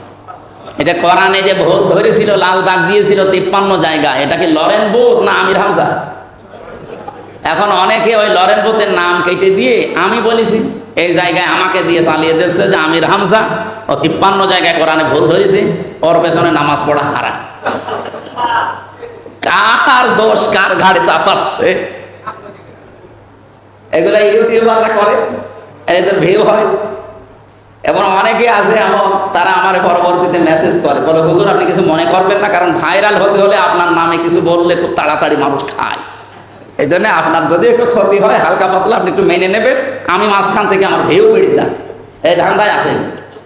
দেখেন এই যে 30 লাখ 40 লাখ 1 কোটি মানুষ দেখবে, ওদের টাকা ইনকাম হবে, এদিকে বাস যাবে তো আমার পেছনে বলে নামাজ পড়া হারাম। আমার যারা প্যাট্রোনাইজ করে আমার পেছনে আছে, তাদের সাথে ইসলাম থাকা উচিত। এত বড় বড় ফতোয়া মানুষ দিচ্ছে। আমি যে কথা বলতে চাচ্ছিলাম এই জায়গায়, এই মানুষটাকে আমি শুধুমাত্র 3 মাস সময় দিয়েছিলাম যে আপনার ইসলাম গ্রহণ করা লাগবে, শুধু আপনি বুঝে পড়বেন। ওনার বিবেকের তাড়নায় উনি 3 মাসে অলরেডি মুসলমান হয়ে গেছে। উনি নিজে, ওনার স্ত্রী, 2টা মেয়ে, ওনার মেয়ের 2টা জামাই, সব মিলে মুসলমান হয়ে গেছে। আল্লাহ তাদের হেদায়েতের উপর রাখুক, বলেন আমিন। যাদের 9টা নিদর্শন আপনারা পাবেন বা দেখতে পাবেন, তার একটা আমরা তো পেয়ে গেছি। দলে দলে মানুষ আসতেছে, কোথায় 15 জন, কোথায় 77 জন। আপনি যেতে দেন আর 2-3 মাস দেখবেন দলে দলে মানুষ আসতে আসতে 77 না 100 জনের 100 জন মানুষ বাংলাদেশে বলবে আমরা ইসলাম চাই। গোবিন্দ পরামানিকের মতো একটা হিন্দু, সে পর্যন্ত বলছে যে আমরা জামাত ইসলামী বাংলাদেশ যদি কোরআন দিয়ে দেশ চালায় তা আমরা নিরাপদে থাকতে পারি। তো একটা হিন্দু মানুষ যদি এই কথা বলতে পারে আমাদের কি, আমাদের বিবেকে কবে নড়বে? আজকের আয়াত যেহেতু ওইরকম একটা কঠিন আয়াত, আমরা আয়াতের দিকে যাচ্ছি, শুধু এই পয়েন্টটা শেষ করি, আমরা পড়া বাকিটা শেষ করতে গেলে দেরি হয়ে যাবে। কবরে যাওয়ার পরে আমার নাবিজ্ঞকা, নাবি মানে নাবা থেকে, নাবা শব্দের বাংলা অর্থ হচ্ছে সংবাদ, ইংরেজি হচ্ছে নিউজ। বলেন বলেন, নিউজ লিখতে যে 4টা অক্ষর লাগে, NEWS। আপনি একটু হিসাব করে, আমি চিন্তা ভাবনা করে দেখলাম যে এর ভেতরে সব আছে। N দিয়ে যদি নর্থ ধরেন, E দিয়ে যদি ইস্ট ধরেন, W দিয়ে যদি ওয়েস্ট ধরেন, S দিয়ে যদি সাউথ ধরেন, তো পৃথিবীতে আর কোনো জায়গা বাকি আছে? তার মানে যত কিছু সংবাদ আল্লাহ নবীদের মাধ্যমে এই দুনিয়ায় পাঠিয়েছে, আপনি স্বীকার করে নিচ্ছেন হাদা নাবিয়্যুনা মুহাম্মাদুর রাসূলুল্লাহ, ইনি যেমন তেমন মানুষ নেন, আমাদের নবী, ওনার যা সংবাদ সব আমি দুনিয়ায় মেনে চলার চেষ্টা করেছি। সুবহানাল্লাহ। কবরে যাওয়ার পরে তো প্রশ্ন যা সবই রাজনীতির প্রশ্ন। তাই আপনি কোথায় পাঠাবেন? মরণে পাঠাবেন, মরণে তো আলোচনা করবেন। এখানে কোনো জায়গায় না, সব কিছুর মূল কিন্তু এইটা। তা আমার কোরআনের শ্রোতা হিসাবে আমরা যারা এখানে বসে আছি, মুহাম্মাদুর রাসূলুল্লাহকে যদি শুধু এই জগতে মানেন, ওই জগতও আপনার কাজে লাগবে। মরণের পরে যেহেতু শুরু হচ্ছে 3 নাম্বার, 4 নাম্বারে বলা হয় সাইয়্যিদুল আম্বিয়া, নবীর বহু বচন আম্বিয়া। তার মানে শুধু আমরাই নবীকে মানি না নেতা হিসাবে, যত নবী আল্লাহ দুনিয়ায় পাঠিয়েছেন সব নবীরা মুহাম্মাদুর রাসূলুল্লাহকে নেতা মেনেছে এবং সুসংবাদ খোঁজ খবর দিয়ে গেছে আমাদের জন্য। আসতেছে একজন, আসতেছে একজন। 5 নাম্বারে সাইয়্যিদুল মুরসালিন। মুরসালিন মানে যত রাসূল আল্লাহ পাঠিয়েছিলেন 511 জন রাসূল এই দুনিয়ায় ছিল। 511 জন রাসূলই দুনিয়ায় ঘোষণা দিয়েছে যে আমরা শেষ না, আমরা শ্রেষ্ঠ না, আমার পরেও একজন আসতেছে, তার নাম মুহাম্মাদুর রাসূলুল্লাহ। প্রত্যেক নবী এই সংবাদ তার উম্মতদের কাছে শুনিয়েছে। সম্মানিত মুসল্লি ইকরাম, সুতরাং আল্লাহর ঘোষণা দেওয়া নেতা, আমি ইয়াসিন শব্দের ব্যাখ্যা করছিলাম, আল্লাহর ঘোষণা দেওয়া নেতা এই একজনই। আপনাকে আমি হাতে পায়ে ধরে আহ্বান জানাচ্ছি, ইয়াসিন শব্দ একটু বাংলায় বিস্তারিত ব্যাখ্যাটা পড়ে। অনেকে মনে করে ইয়াসিন সূরা পড়লে 10 খতম কোরআন শরীফের সওয়াব হয়। কিন্তু কি দিয়ে হয়? আপনি ইয়াসিন মানেন না, ওয়াল কোরআনিল হাকিম মানেন না, ইন্নাকা লামিনাল মুরসালিন মানেন না, তানজিল আর আজিজুর রহিম মানেন না, কিছুই মানেন না। আপনার সওয়াব কি করবেন আপনি? এগুলো তো মেনে এই যে 83 না 84টা আয়াত আছে না, 87টা, হ্যাঁ 87টা আয়াত না সূরা ইয়াসিন 86।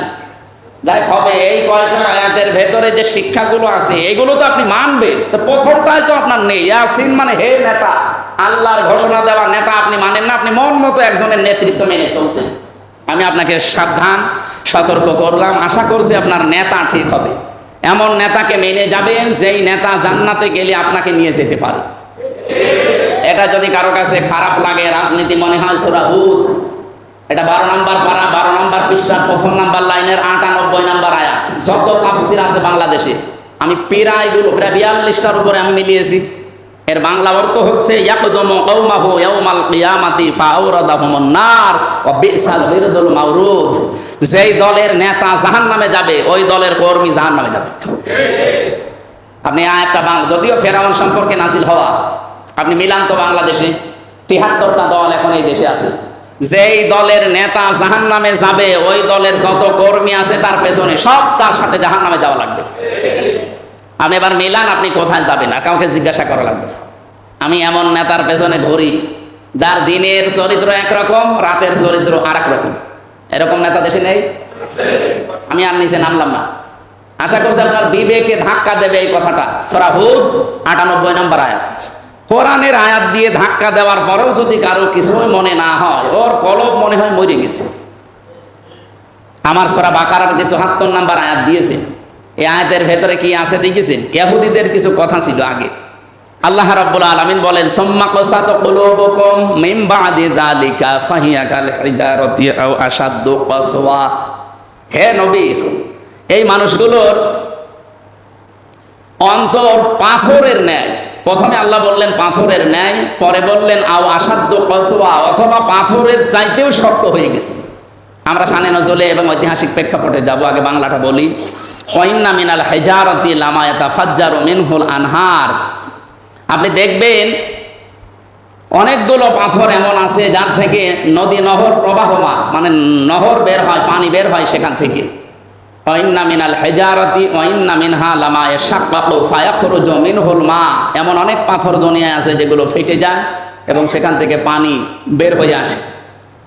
ওয়াইন্না মিনহা লামা ইয়াহবিতু মিন খাশিয়াতিল্লাহ, এমন অনেক পাথর আপনি পাবেন যেগুলো আল্লাহর ভয়ে পতিত হয় এবং খসে পড়ে। আমাল্লাহু বিগাফিলিন আম্মা তা'মালুন, তোমরা যা করো কেউ যদি না জানে এটার একমাত্র খবর জানে কে? এটা আমার তেলাওয়াতকৃত আয়াতের বাংলা অর্থ ছিল।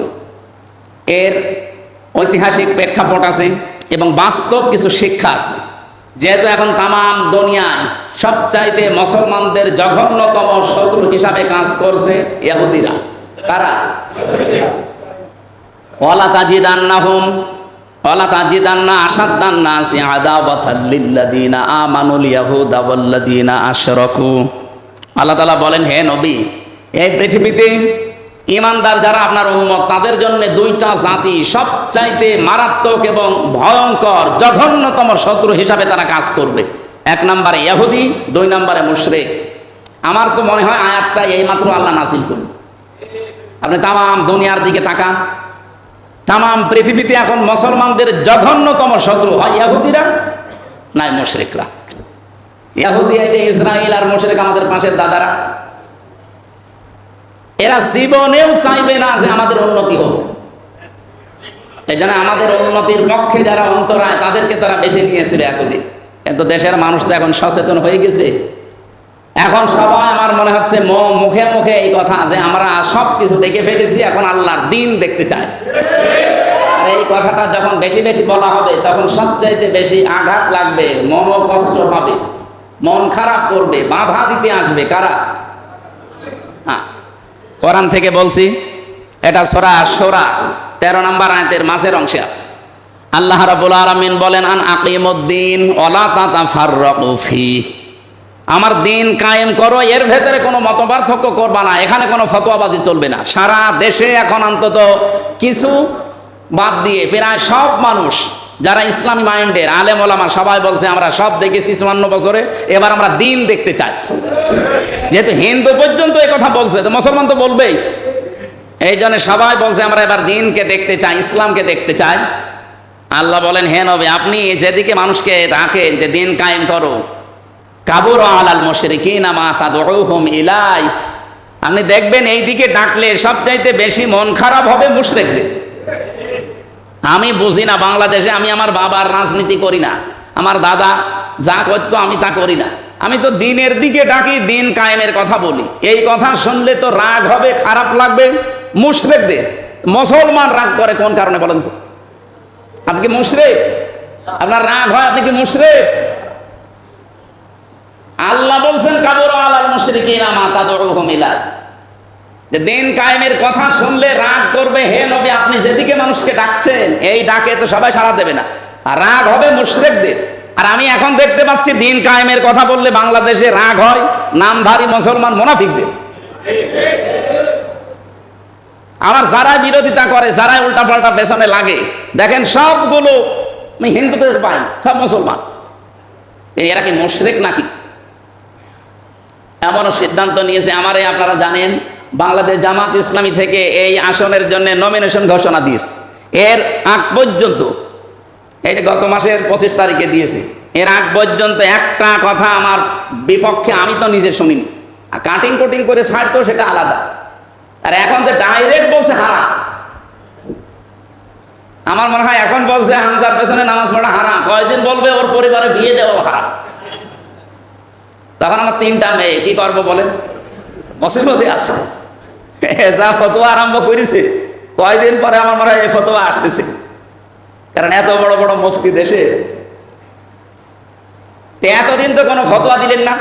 আমি তো সে 11 সাল থেকে ওয়াজ করছি, কোনোদিন কিছু বললেন না। হঠাৎ করে এই 1 মাসে আপনার কি মাথা খারাপ হয়ে গেল? আমি তো এই 1 মাসের ভেতরেও আমার বাবার কথা বলি নাই, দাদার কথাও বলি নাই, দিন কায়েমের কথাই বলেছি। কারণ আমি দেখতে পাচ্ছি যে দিন কায়েম না থাকার কারণে এদেশে ইসলাম মানা সম্ভব হচ্ছে না। আমি 3টা বছর জেলে জীবনও থাকতাম না, যদি দিন কায়েম থাকতো 3 দিনও আমার জেলে থাকা লাগতো না, প্রমাণ হয়ে যেত, প্রমাণ করে আমার বের করে দিত। ইসলাম আসলে এটাই হবে, আপনি 50 বছর জেলে পচে মরবেন জীবনও না। যখন আসবে বিচার হবে, সঙ্গে সঙ্গে প্রমাণ হয়ে যাবে, হয় ফাইনাল না আপনাকে ছেড়ে দেবে। আপনাকে বসিয়ে বসিয়ে যে এই যে আরামে খাওয়ানো লাগবে। আর 27 বছর পড়ে আছে জেলখানায়। সুইডেন আসলাম ছিল 27 বছর, কিছুদিন আগে বেরিয়েছে। মকিম গাজীও 40 বছর আছে। ওনার আমি একদিন জিজ্ঞাসা করলাম যে ভাই আপনার কয় বছর জেল? 167 বছর। 167 বছর আপনার জেল, আপনি কবে বের হবেন? কয় বছর আছে? 40 বছর হয়েছে। ওনার বয়স খুব বেশি হলো কত? 65 বছর হবে। তার মানে আমার 25 বছরে ঢুকেছে, এখন 40 বছর জেলখানায় আছে। ও যদি পুরা জেল খেটে বের হওয়া লাগে, ও কবরে যাবে, আবার জীবিত হবে, আবার জেলে আসবে, তাও শেষ হবে না জেল। তো ইসলামের বিচার তো এটা না। ইসলাম যদি আসে, আমাকে যে মিথ্যা মামলা দিয়েছিল আমি নাকি আনসারুল্লাহ বাংলা টিমের প্রধান, আর আমার সাক্ষী ছিল চোরাহাসের 2 জন দোকানদার। 2 জনকে নিয়ে গিয়েছিল পুলিশ তুলে, তাদেরকে বলেছে যে আপনারা সাক্ষী দেবেন, আপনাদের জিনিসপত্র আছে। পরে আগস্টের 5 তারিখের পরে দোকানে যে বললাম ভাই জীবনে আমার কোনো দেখেছি, বছর মোবাইল দিয়েছে, মোবাইলে দেখে আপনি সাক্ষী দিয়ে দিলে যে আমি বাংলাদেশে আনসারুল্লাহ বাংলা টিমের প্রধান, ও ছাতা যে কি আমি আজ পর্যন্ত জানি না। অথচ যে মিথ্যা জিনিস মাথার উপরে চাপিয়ে 3টা বছর ওরা নষ্ট করে। আমি ভেতরে থাকাকালীন একজনকে জিজ্ঞাসা করেছিলাম, ওখানে জঙ্গি যারা আছে, একটু উগ্র জঙ্গি বলে বাংলাদেশে কিছু নেই, কিছু উগ্র মানুষ আছে, না বুঝে এগুলো করে। একজনকে জিজ্ঞাসা করেছে, ওনার নাম আব্দুল মতি, যে ভাই আপনি কি? আমি আল্লাহর দলের সভাপতি, সারা বাংলাদেশে আল্লাহর দলের উনি প্রধান, তা আপনি সভাপতি আল্লাহর দলের, সেক্রেটারি কি? উনি সভাপতি, ওনার সেক্রেটারি, এদেশে আর কেউ নেই, এই হচ্ছে জঙ্গি। আর আমার দিয়েছিল আনসারুল্লাহ বাংলা টিমের প্রধান। আমি খুঁজতেছি আসলে এ দলের প্রধান কে, আমি আজ পর্যন্ত জানি না। অথচ বেকার এই যে 3টা বছর নষ্ট করে দিল। এইভাবে ইসলাম থাকলে হতো? প্রচার হবে, প্রমাণ হবে, 2 থেকে 3 দিনের ভেতরে ফাইনাল। আমি বাইরের দেশগুলোতে সফর করে দেখেছি, ইসলামের আইন সব জায়গায় নেই। যেখানে হালকা পাতলা আছে, সর্বোচ্চ 3 দিন থেকে 7 দিনে বিচার করে দেয়। আমি মালয়েশিয়া সেদিন একটা বিচার দেখলাম। এরপরে মালয়েশিয়াতে সরাসরি তারা সর্বোচ্চ 7 দিন সময় নিয়েছিল, সঙ্গে সঙ্গে বিচার করে শেষ করে দিল। তো এইভাবে বিচার করলে 1,10,000-এর উপরে মানুষ জেল খাটতেছে। অনেকে বেকার, কিছু জানেই না। ইসলামের আইন যদি থাকতো, সত্যি এগুলো এই কষ্টটা করা লাগতো না। আচ্ছা, আমরা ফাহাদকে যে মেরেছিল, আমার কুষ্টিয়ার সন্তান, ও সবগুলো আমার নিস্তার আছে। মাঝে মাঝে আফসোস করতো, আমি তো 3 বছর তাদের সাথে। এখন বলে যে মাঝে মাঝে ভুল করে ফেলেছি, কি করে মানুষের কথা শুনে এগুলো করলাম। এমনকি ওই যে হিন্দুকে যে মেরেছিল বিশ্বজিৎ, শাওন নামে একটা আমাদের কুষ্টিয়া খুলনার বাড়ি, কপিল মনিয়া, সেদিন গিয়েছিলাম আমি, মাহফিল ছিল ওই বাজারে। ওর মা আর বাবা শুনতে পেরেছে যে আমির হামজা এসেছে, 2 জন কলেজ স্কুলের শিক্ষক শিক্ষিকা হাও মাও করে এসে কাঁদছে। একটাই ছেলে, এই ভোর পথে যাওয়ার কারণে তার জীবনটাও শেষ। ফাঁসির আসামি ছিল, এখন যাবজ্জীবন। তার মানে এখন কমপক্ষে 30 বছর তার জেল থেকে বের হওয়া লাগে। ওর জন্য শাওনের ভাইয়ের বয়স, শাওন আমাদের দায়িত্বে ছিল, ওই লেখালেখি করবে। আমি দেখলাম তার যে বয়স, ও যদি এখন 30 বছর পরে বের হয়, এখন হয়তো 30-32 হবে, 60-62 বছরে বের হলো কি করবে? আর মা বাবাকে পাবে। মাঝে মাঝে যখন ওই লিখতে আসতো নাম, তখন কানতো, কি করলাম জীবনে, যদি আগের থেকে কেউ আমাকে এভাবে সতর্ক করতো। এই জন্য আমরা ভুল পথে যেন পা না দিই ভাই। আফসোস শুরু হয়ে যাবে ওই সময়, তখন আফসোস করে আর কোনো লাভ হবে না। আমরা যেখান থেকে আরম্ভ করতে চাচ্ছিলাম, এই পৃথিবীতে ইসলাম না থাকার কারণে, বিশেষ করে এই 56,000 বর্গ মাইলে আমরা অনেক কিছু থেকে বঞ্চিত। আজ মেয়েদেরকে কত মানুষ বোঝাচ্ছে যে ইসলাম আসলে কিন্তু ঘরবন্দি হয়ে যাওয়া, এটা দেখা মিথ্যা কথা। আমিরে জামাত ডাক্তার শফিকুর রহমান জানিয়েছে, ইসলাম যদি আসে, মেয়েরা যে অধিকার নেয় এখন, এর চাইতে 100 গুণ অধিকার বেশি পাবে। আমার কালকে আমার কাঞ্চনপুর এলাকায় একটা তাফসীর মাহফিল ছিল, সেখানে মেয়েদের কিছু পারিবারিক জীবনের অধিকার আমি তুলে ধরেছিলাম কোরআন থেকে। সত্যি যদি ওইভাবে আমার আল্লাহ কিভাবে দিয়েছেন, এখানে আলেম আছে, ইয়া আদাম উসকুন আনতা ওয়া যাওজুকাল জান্নাতা ওয়া কুলা মিনহা রাগাদান হাইসু শি'তুমা। শব্দ চয়ন দেখেছেন আল্লাহ? আল্লাহ তাআলা আদমকে বললেন যে বউ বিয়ে করে নিয়েছো, এবার বাড়ি চলে যাও, জান্নাত তোমার বাড়ি, জান্নাতে যাও। কিন্তু সাবধান, আল্লাহ কিন্তু আনতা ওয়া কুলা দেয়নি। আল্লাহ বলেন কোলা দি বসন দিলাম। আল্লাহ রাব্বুল আলামিন যে নারী পুরুষ দুইজনের পক্ষে এই কোলা শব্দ এই 2 বছর তার প্রমাণ। আজ বাংলাদেশে নারী পক্ষ, নারী স্বাধীনতা আন্দোলন, নারী বিপ্লব পরিষদ, নারী মুক্তি পরিষদ 13টা সংগঠন কাজ করছে তাদের অধিকার আদায়ের জন্য। ওরা যে অধিকার দিতে চায় তার চাইতে 100 গুণ অধিকার আল্লাহ 1500 বছর আগে কোরআনে দিয়েছে। অকুলা আল্লাহ বলেন আনতা ওয়াকুলা দিতে পারতাম। এখানে আলেম যারা আছে বলেন তো আনতা ওয়াকুলা আছে কোরআনে? নেই, একবারে কুলা দিয়েছে। রব্বুল আলামিন জানাতে চান আদম বউ নিয়ে বিয়ে হয়ে গেছে, বাড়ি যাও, কিন্তু নিজে যা খাবে বউকে ওই মানের খাবার খাওয়ানো লাগবে। নিজে যেই মানের পোশাক পরবে ওই মানের পোশাক স্ত্রীকে দেওয়া লাগবে।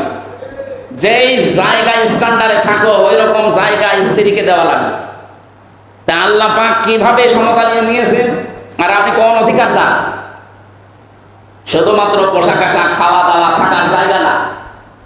রাফাদান হাইসে তোমা স্ত্রীকে নিয়ে ঘরের ভেতরে যে একবার তালাবদ্ধ করে রাখবা না।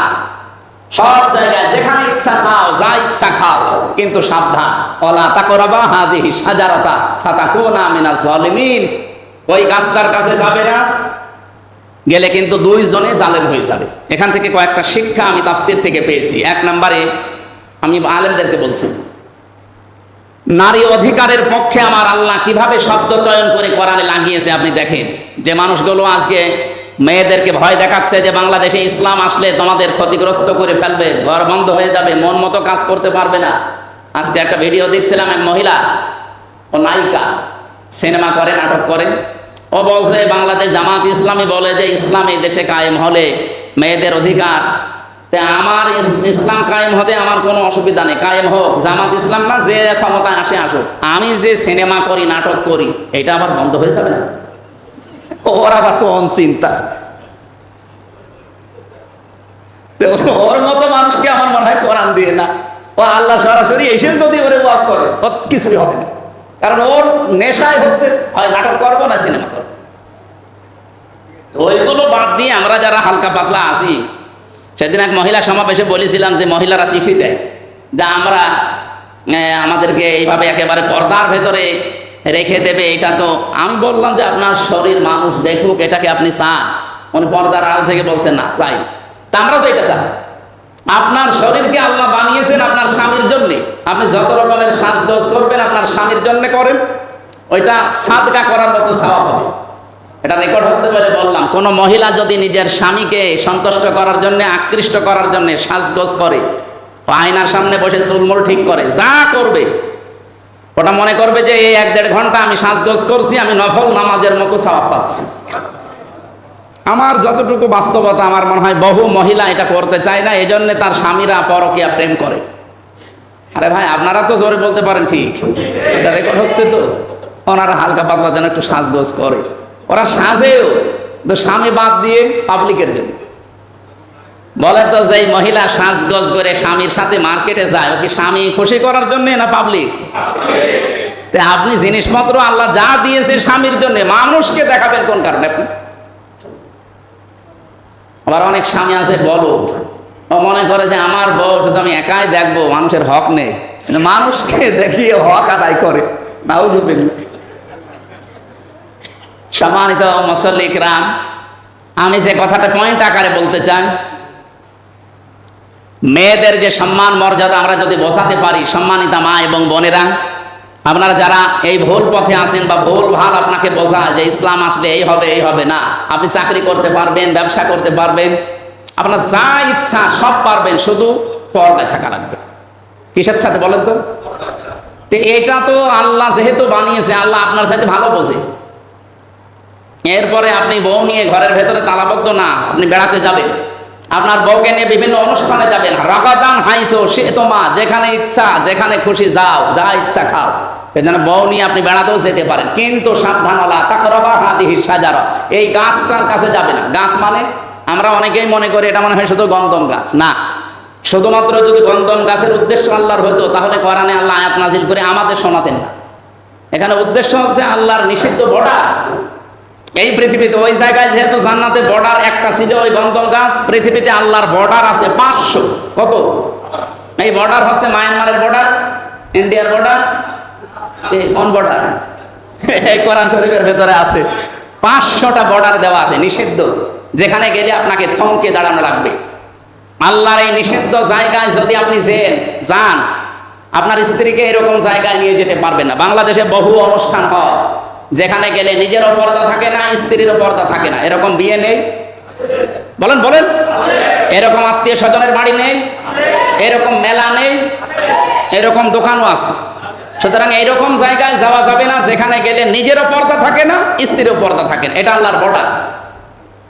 আমরা এই বর্ডারটা একটু মেনে চলার চেষ্টা করছি, এবং ওই বর্ডারগুলো যদি রাষ্ট্রীয়ভাবে আমরা এই যে 500 আইন কায়েম করে দিতে পারি, আপনি গণনা করতে পারবেন না, আপনাকে ওই বর্ডারই বাধা দেবে। ভারতের বর্ডার পার হতে গেলে যেমন পাসপোর্ট আর ভিসা ছাড়া গেলেই আপনাকে গুলি করে মেরে ফেলবে অথবা জেলখানায় নিয়ে যাবে, ঠিক আমার আল্লাহর 500 বর্ডার রাষ্ট্রীয়ভাবে যখন ইসলাম চলে যাবে, কায়েম হয়ে যাবে, আপনি গণনা করতে ইচ্ছা করলেও পারবেন না। গণনা করতে আপনার ইচ্ছা হবে কিন্তু আপনি পারবেন। ওই যে বর্ডার গুলো আপনাকে বাধা দেবে। আপনি ইচ্ছা করছে ভারতে যেতে, পাসপোর্ট নেই, ভিসা নেই, যেতে পারবেন? বলেন বলেন। বাধা দিচ্ছে কিসে? বর্ডারে। কিসে?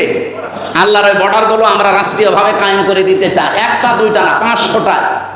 আল্লাযীনা ইম্মাক্কান্নাহুম ফিল আরদি আকামুস সালাহ ওয়া আতাবুজ যাকাত ওয়া আমারু বিল মারুফ ওয়া নাহাউ আনিল মুনকার। আমার ইমানদার বান্দাদের যদি রাষ্ট্রীয় ক্ষমতা দান করি, তাদের প্রথম কাজ তারা নামাজের বিল আনবে, নামাজ কায়েম করে দেবে দেশে। 2 নম্বরে তারা যাকাত ভিত্তিক অর্থনীতি কায়েম করবে। তারা ভালো কাজ আইন পাশ করে জারি করবে, আর অন্যায় কাজ আইন পাশ করে তারা বন্ধ করে দেবে। তো আমরা তো এইটাই চাই। জামাত ইসলামী বাংলাদেশ রাষ্ট্রীয় ক্ষমতায় যাক, এটা আমিও চাই। যারা যেতে চান যান, কিন্তু এই 4টা কাজ কোরআন দিয়ে করা লাগবে।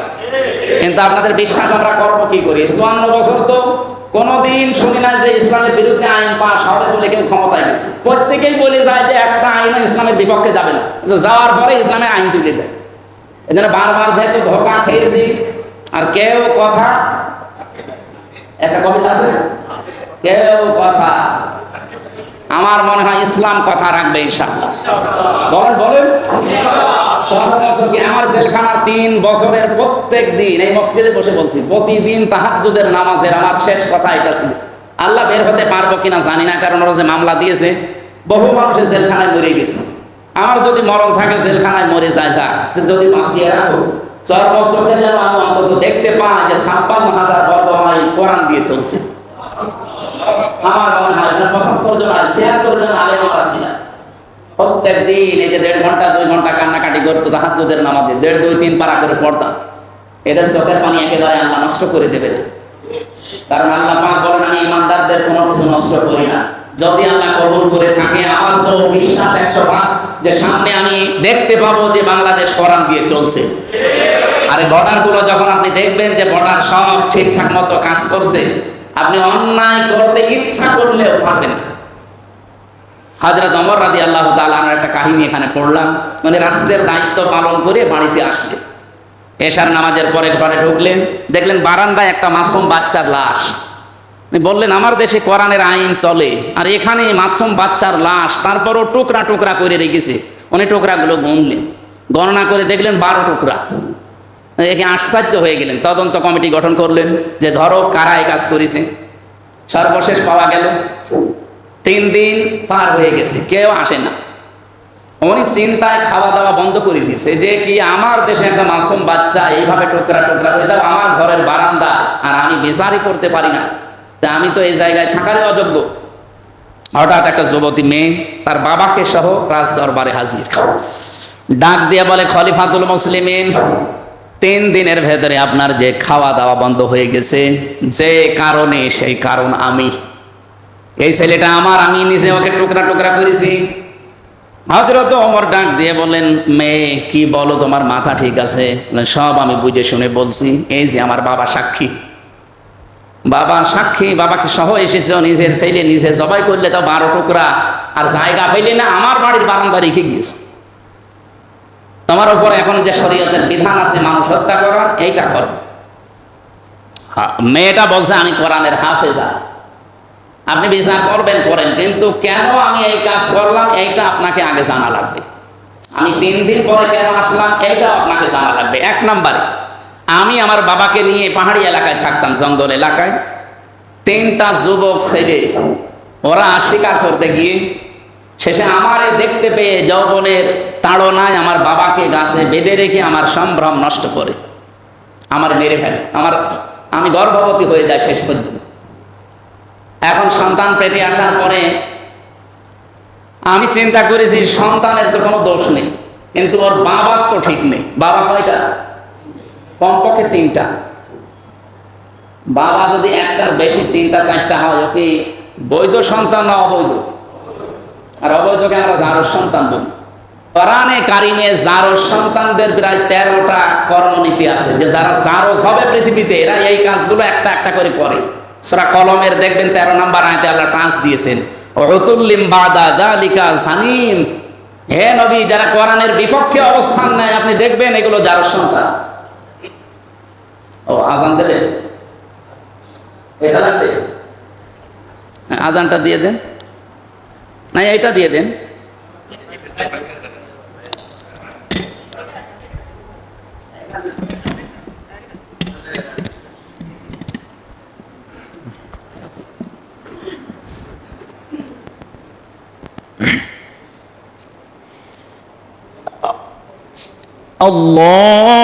পরবর্তীতে আমার এই 3 দিনের ভেতরে মনে মনে করলাম যে আমি যদি ধরা না পড়ি বেঁচে গেলাম।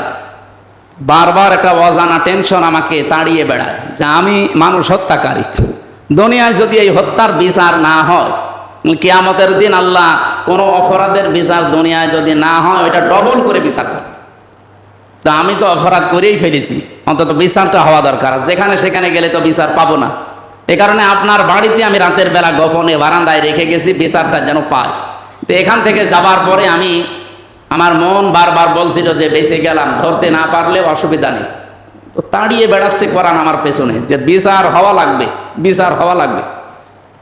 শেষ পর্যন্ত বিবেকের তাড়নায় চলে এসেছি, আপনি আমার বিচার করে তাড়াতাড়ি। উনি বললেন ঠিক আছে বিচার হবে। হঠাৎ দেখলেন 3 জন যুবকও এসে গেছে।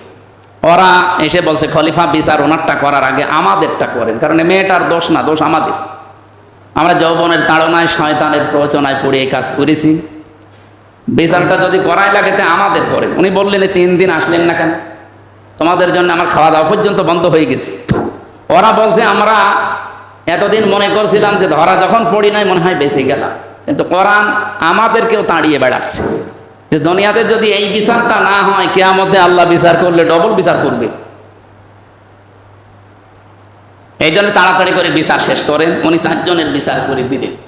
শেষে এই ঘটনার সামারাইজে একটা শিক্ষা নিয়ে এসেছি আমরা এখান থেকে। আমি যেটা পেয়েছি, বলেন তো কোরআনে কারিমের বিচার ব্যবস্থা দেশে থাকার কারণে ওরা যদিও 4 জনে কম বেশি অপরাধী, যদিও মেয়েটা না, যারাই অপরাধ করেছিল মেয়েটা পরবর্তীতে অপরাধ করে ফেলেছে। এই অপরাধ করার কারণে এই মানুষগুলো তো বেঈমান হয়ে মরে যাওয়ার কথা ছিল যদি তাওবা করার সুযোগ না পেত।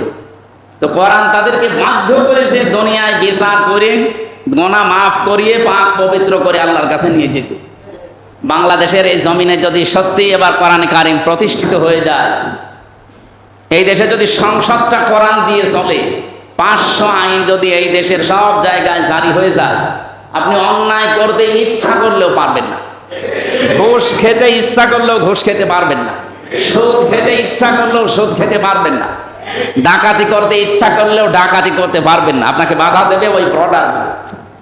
তখন এই দেশে যদি হালকা পাতলা গোনা আমাদের হয়েও যায়, কোরআনের খাতিরে আমার আল্লাহ শেষ পর্যন্ত পাক পবিত্র করে আপনার মরণ দেবে। আর আমাদের উদ্দেশ্য তো এটা। সারা পৃথিবীতে আমরা ধরেন ঘুরলাম, কিয়ামত পর্যন্ত হায়াত পেলাম, যদি মরণের পর জাহান্নামে যাওয়া লাগে তো কি লাভ আছে? আমি 10 বছর বাঁচি দুনিয়ায়, কিন্তু মরণের পরে যদি আমি জান্নাত পাই, এইটাই আমার জীবনের সফলতা। আর আমরা সেই সফল বাস্তব পৃথিবী তৈরি করতে চাই কোরআনে কারিম দিয়ে। এখানে পাথরের কিছু কাজকর্মের কথা আমার আল্লাহ দিয়েছেন, যদি একটা জড় পদার্থ, এটা আল্লাহ বলেন এত শক্ত হওয়ার পরেও যদি আমি আল্লাহর ভয়ে কাঁদতে পারে, খসে পড়তে পারে, ফেটে যেতে পারে, তো মানুষের অন্তর কি এর চাইতেও কড়া কঠিন? এখানে যদিও ইহুদিদের কথা বলা হচ্ছে, আমাদের অন্তর যেন ইহুদিদের মতো হয়ে না যায়। 3 নম্বরে যে কোরআনের শ্রোতা যারা কোরআন শুনলেই বিগলিত হয়ে যাবে, সে মানুষগুলোর অজিলাত কুলুবুহুম, অন্তরে কাঁপ ধরবে। আল্লাহ আমাদের এই আয়াত থেকে এখন থেকে যতদিন আসি কোরআন শুনলে যেন আমাদের অন্তরে কাঁপ ধরে, আমাদের ঈমান যা আছে আর যেন বাড়িয়ে দেয় আল্লাহ। আর আমরা যেন ভরসা তাওয়াক্কুল একেবারে সরাসরি আল্লাহর প্রতি করতে পারি। যেহেতু আমি একটা মাজলুম মানুষ, আর মাজলুমের দোয়া কবুল হয়, আপনারা হাদিস থেকে জেনেছেন শুনেছেন। আমি 100% বিশ্বাস করি আগামীতে আল্লাহ এই দেশে কোরআন শরীফের আইন আমাদেরকে দেখাবে ইনশাআল্লাহ। এটা যেন চর্মচোখে দেখে মরতে পারি, আর কিচ্ছু চাই না। আমরা চাই এ দেশে কোরআন শরীফ কায়েম হয়েছে। ওরা বাংলাদেশের 56,000 বর্গমাইল কোরআনের আইন দিয়ে চলছে। আপনি দেখবেন একটা মিনি জান্নাত হয়ে গেছে। আজ পর্যন্ত তো আমরা দেখি না, এই 54 বছরে দেখেছি। এবার যদি আল্লাহ একটু সুযোগ করে দেয়, এটা ফেরেশতারা সব করবে আর আমরা শুধু সুবহানাল্লাহ পড়বো নাকি? আমাদের কোনো কাজ কারবার নেই। যে যেখানে আছেন আপনারা দায়িত্ব পালন করবেন সচেতন হয়ে। আমি আপনাদের কাছে দোয়া চাচ্ছি যে দায়িত্ব সংগঠন আমাকে দিয়েছে, যদি আল্লাহ ওই পর্যন্ত পৌঁছিয়ে দেয়, আমি দায়িত্বহীন ভাষায় বলতে পারি কুষ্টিয়াকে চাঁদা মুক্ত করা হবে 1 নম্বরে। কুষ্টিয়াতে চাঁদা বলে কিছু থাকবে না ইনশাআল্লাহ। 2 নম্বরে যতগুলো প্রতিষ্ঠান এই কুষ্টিয়া জেলার ভেতরে আছে, অন্য জেলার কথা বাদ দিলাম, যত বাজেট আসবে, হাজার হাজার কোটি টাকা বাজেট হয় এক একটা এমপির আন্ডারে। এই বাজেটগুলো যেখানে যে জায়গায় আসবে সব জায়গায় জায়গা মতো প্রত্যেকটা জিনিস পৌঁছিয়ে দেওয়া হবে ইনশাআল্লাহ। আমি একটা জরিপ শুনলাম কয়েকদিন আগে, এদেশে যত বাজেট আসে 100 টাকা বাজেট হলে 3 টাকা খরচ হয়, আর 97 টাকা আল্লাহর ওলিরা খেয়ে ফেলে। এটা হবে না ইনশাআল্লাহ। আগামী থেকে 100 টাকা বাজেট হলে 100 টাকায় খরচ হবে। আর আমি এগুলো জানি, কারণ আমার দাদা তো চেয়ারম্যান ছিল, যদিও আওয়ামী লীগের চেয়ারম্যান ছিল। মাঝে মাঝে বলতো, আমি জেলে থাকাকালীন মারা গেছে, মাঝে মাঝে বলতো, হামজা যত টাকা বাজেট হয় এগুলো যদি সত্যি 100 টাকার 100 টাকা আমরা খরচ করতে পারতাম, প্রায় 26-27 জায়গা হয়ে আসে, তো এর বিভিন্ন জায়গায়